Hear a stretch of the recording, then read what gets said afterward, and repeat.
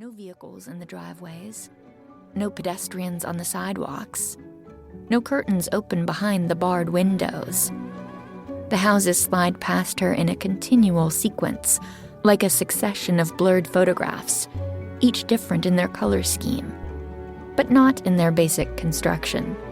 Shades of pastel siding on the same one-story frame. The backyards are also identical, save for an occasional razor wire fence that glistens above the hedges. The camera leaves the street, cuts to a close-up of the plastic woman. Shadows drift across her molded face.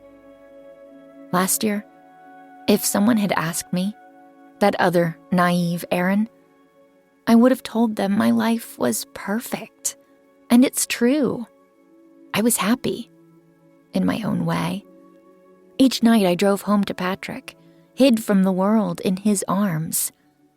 I stayed in with him every weekend, barely went out except for groceries. Oh, Patrick. I lost him in the end, of course. Like I'd lost my father, my sister, like I've lost almost everyone else. Erin slows the car and steers onto the pitted slope of a driveway. At the top sits a small blue house, its aluminum siding faded, its gable roof missing a few shingles. She stops at the garage, takes out her phone, and taps a garage-shaped icon. The wobbly door rattles upward. These days, I spend my weekends alone, just trying to stay distracted. I sleep in as late as I can. I binge episodes of Nuclear Family. I clean the entire house, room by room. And on Friday nights, when I miss Patrick the most, I cut myself some slack. I go online and order a hot date. I don't think too much about it. It just helps. Erin stares at the house in the half-light, her plastic eyes glazed with sunset. The camera holds the shot for a few seconds, before the scene fades out. The next scene opens on a slender kitchen, a clean but time-worn room. The floor is a scuffed linoleum, the oven range missing 2 knobs. Columns of blue poppies bulge along the lumps in the wallpaper.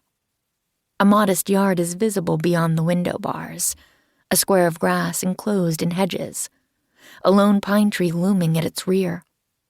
The pine tree casts a slanted shadow, stretched out on the lawn like a stilt walker.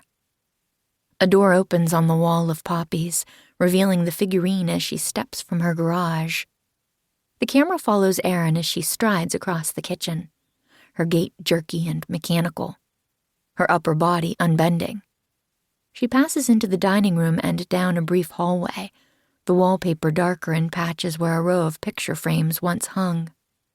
At the end of the hall is a narrow bedroom, its curtains wan with twilight, a bottle of prescription pills open on the bureau.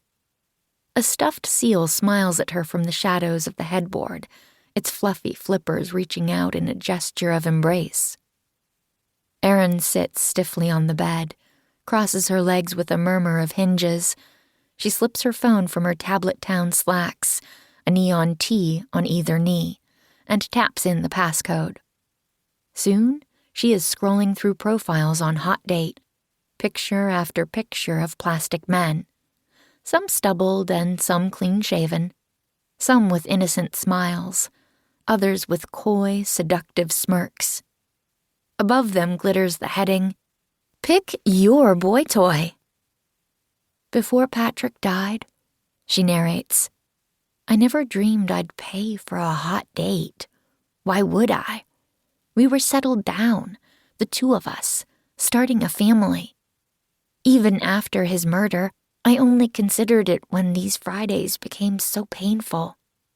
It made me nervous at first, the thought of some stranger coming into my house. But in the end, I felt so lonely. I took the chance. She taps the photo of a 20-year-old hot date, a long-haired man with a mellow grin and 4.9 stars, sitting bare-chested in